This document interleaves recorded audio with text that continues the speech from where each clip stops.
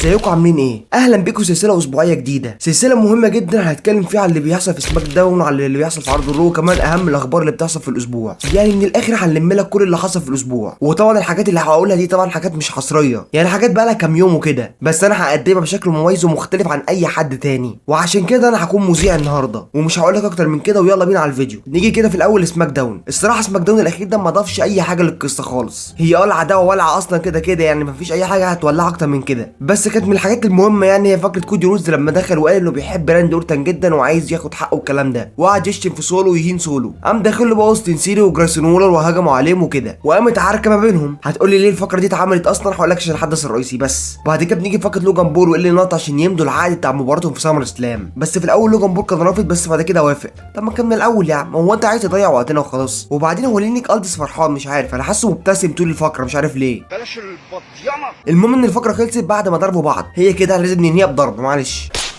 مفيش اي حاجه مهمه حصلت في العرض غير مباراه كودي رودز وكيفن اوين ضد اوستن سيري وجريسون وولر، والصراحه كانت مباراه جامده جدا جدا وتستمتع بيها. كلهم الصراحه عملوا اداء استثنائي بجد، بس طبعا فاز كودي رودز وكيفن اوينز، انت عارف الكلام ده. بس بعد المباراه يعني دخل البرود لاين يمي خاف يا عيد. يمي ودمروهم هم الاثنين وعملوا تريبل باور بومب لكودي رودز نفخوه، وانتهى العرض على كده. وبرده البرود لاين هم اللي مسيطرين. على العموم هنشوف اللي هيحصل في سماك داون اللي جاي علشان نأدي بقى لسامر سلام ونخلص. وبس ده كان سماك داون. يلا بينا بقى نشوف اللي حصل في عرض الرو. من اهم الحاجات اللي حصلت في عرض الرو الصراحه وهي طبعا فقره جونتر طبعا دخل وقعد يشتم في الجمهور كتير الصراحه، اللي هو ما تفهمش ليه، بس هو عايز يشتمهم. هو في ايه؟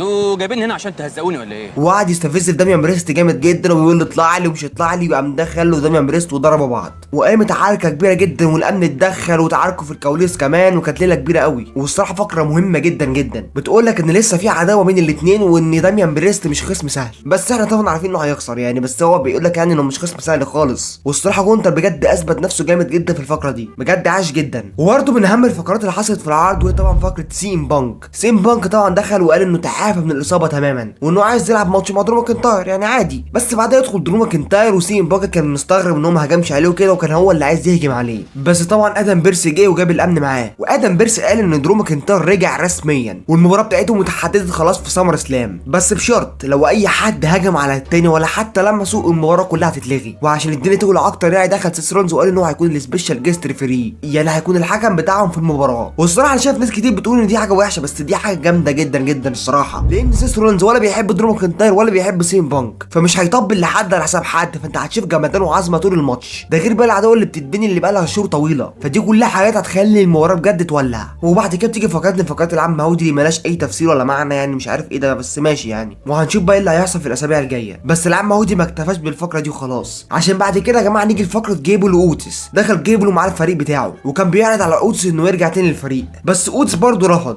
طب ما تجرب يا اخي، انت غرمان حاجه؟ انت عندك حاجه تخسرها؟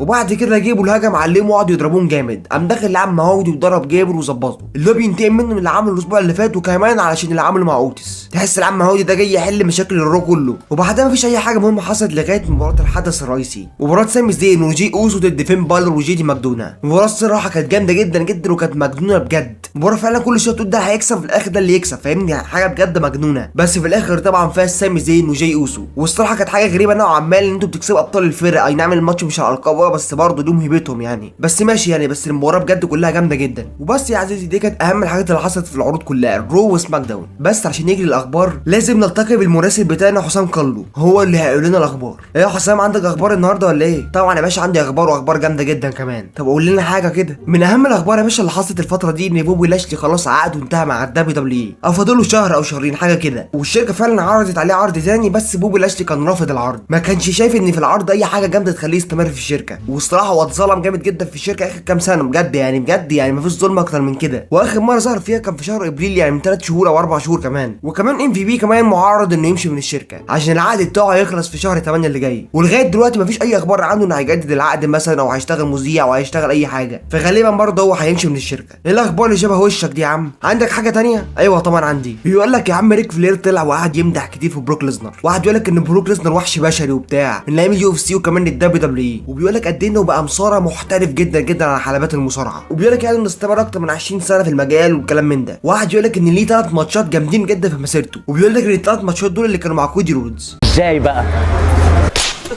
الراجل شكله كبر وخرف ولا ايه مش عارف. انت متاكد يا ابني من الكلام ده؟ كودي رودز يا ابني اللي لعب معاه 3 ماتشات جامدين يا ابني، انت متاكد من الكلام ده؟ اه والله هو اللي قال كده، والله راح اساله حتى. وما سكتش على كده كمان، لا قارنه بمصارع تاني خالص، قارنه بكيرت انجل اللي هو اصلا في اختلاف السماء والارض ما بينهم. مش بقول لك ان الراجل ده كبر وخرف؟ مش عارف الراجل ده جاب الكلام ده منين، ولا بروك ليزنر مهدده ولا ايه مش عارف. وقال ان الاثنين دول بجد استثنائيين في مجالهم، وقال ان هم جامدين جدا جدا، وقعد برضه يمدح في بروك ليزنر. بص انا حاسس الصراحه ان بروك ليزنر مهدده الصراحه، انا حاسس بكده. بس ما علينا، يعني عندك اخبار تانية تقولها؟ اه طبعا عندي. بيقول لك يا عم ان عرض سمر سلام السنه دي هيولع، وبيقول لك يعني هيكون فيه حاجات جديده ومختلفه، وبيقول لك يعني ان في مصارع جامد جدا هيشارك في العرض، والمصارع ده عضو قاعه المشاهير طبعا الاندرتيكر، وطبعا ممكن يكون في الكيك اوف يعني مش لازم يكون في العرض نفسه. وبيقول لك كمان هيكون في فقره خاصه كده كوميديه بسامي زين. طب انت عرفت الكلام ده منين؟ لا ولا حاجه، كنت قاعد مع تريبل اتش امبارح هو اللي فضفض لي يعني.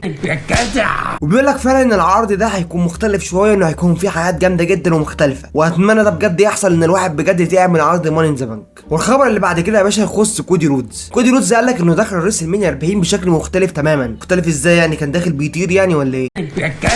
لا مش القصد يعني، هو بس قال ان هو دخل معاه مراته وكده يعني عشان يديله يعني تفاؤل في المباراه، يعني هو ده الاختلاف قوي بالنسبه له، يعني انه جاب مراته معاه. هو قال ان دي يعني حاجه مميزه بالنسبه له، وقال ان مراته كانت قاعده طول العرض ما بين الجمهور لغايه لما فاز في الاخر واخد اللقب. وقال ان بسبب ده دخوله في ريسل مانيا اللي فاتت دي كان احسن دخول دخله في عالم المصارعه. مش حاسس انه بيأفر شويه؟ هو انا حاسس الصراحه، بس شكله خايف من مراته يعني، فعادي يعني عديها له. بس ما علينا، يعني عندك اخبار تانية تقولها؟ اه طبعا عندي. يقول لك يا عم جندر مهال طلع وقال ان بروك ليزنر كان رافض يلعب معاه في 2017، واستبدل بعد كده يعني بايجي ستايلز، وهو اللي فاز على جندر مهال واخد منه اللقب، واحنا عارفين الكلام ده. وان بروك ليزنر فعلا كان رافض يلعب معاه، وبدل ما يلعب معاه يعني لعب ضد ايجي ستايلز في عرض سرفايفر سيريس، وكان ماتش حلو جدا وكان احسن ماتش في الليله. بس جندر مهال يعني قال لك انه ما كانش رافض قوي، هو كان رافض يعني عشان احنا الاثنين هيل، بس واقف على ايجي ستايلز بالذات يعني عشان ايجي ستايلز كان فيس، فالمباراه هتكون احسن يعني. وغير كده انه بيحب ايجي ستايلز اكتر، فهو حب يلاغوش على الكلام برضه، يقول لك انه ما كانش رافض جندر مهال رفض تام. بس انا اشك برضه يا عزيز، اشك يعني. بس ماشي يعني اللي انت شايفه يا عم جندر، اللي انت شايفه. طب ايه عندك اخبار تاني؟ لا انا كده خلصت خلاص. وبس يا جماعه دي كانت حلقه النهارده، ودي كانت اخبار النهارده، وده كان تلخيص العروض بشكل يعني مختصر شويه، عشان مش هنقعد نتكلم كتير في حاجات اساسا انتوا شفتوها قبل كده، وكمان حاجات مش مهمه. انا بس بنتكلم على اهم الحاجات اللي حصلت في الاسبوع وبس كده. بس قبل ما اقفل لازم طبعا اشكر كل اخواتي وحبايبي على التعليقات اللي زي العسل دي، بجد شكرا ليكم. تعليقاتكم دي بجد بتفرحني جدا جدا فوق ما تتخيلوا، وكان لازم اشكركم دلوقتي علشان انا ما شكرتكمش في اول الفيديو. وبس ده كان فيديو النهارده، اتمنى يكون الفيديو والفكره عجبتكم. لو عجبك الفيديو بقى اشترك في القناه واعمل لنا لايك واكتب لنا تعليق جميل شبه كده وبس. سلام يا صيع.